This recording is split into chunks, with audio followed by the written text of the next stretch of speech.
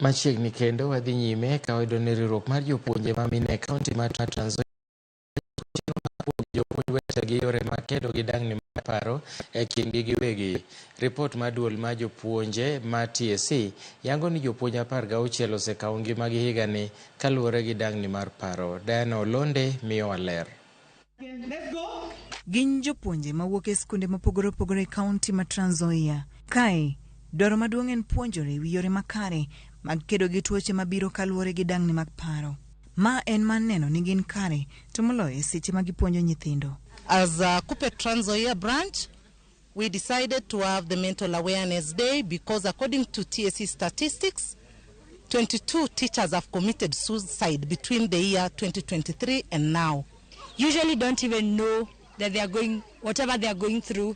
So sometimes it was important for us to just bring out some of the symptoms, to bring out, for them to realize that if you're not able to work well, if you're not able to show up to your responsibilities at home, maybe to care for your children, to care for your husband, to care for your friends, then you're most likely going to be having a mental illness.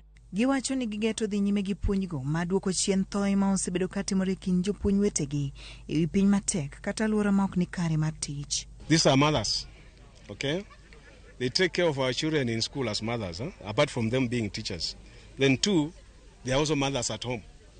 And you know, a lot of stress and depression begins from home and comes to the working places. So they'll be in a better position to address it right from home, and then they'll be able to come and carry it over to the schools.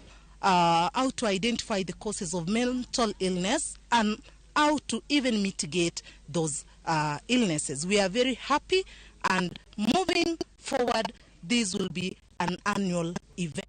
Riwruoge mopogore opogore bende kori kwayo mondo oyud lwetgi kanyakla e dhi nyime gi puonj ma kamae ni mar dang'ni mar paro e kind jopuonj nyalo ng'iko somo e kaunti ma Trans Nzoia. We need to be on the lookout for changes in various things, changes in appetite, changes in sleep pattern, changes in attention, concentration. We can look out for obvious signs like a decrease in school performance, especially in the learners. Because I said 1 in every 4 people with mental illness, it means the teachers are also immune. That we have, or causes of this, is simply low pay for teachers. Low pay for teachers. And therefore, we have high cost of living. Them cannot meet the expectations of the families, not even themselves. Bende gin gigeno ma chopo kamae ne jopuonj moko ma chopo e romo makamano ka giwacho ni yore makamagi in mago manyalo konyo kedo gi dang'ni mag paro. Diana Olonde, Ramogi TV. Jodak e gwenge mag Itwembe kaunti ma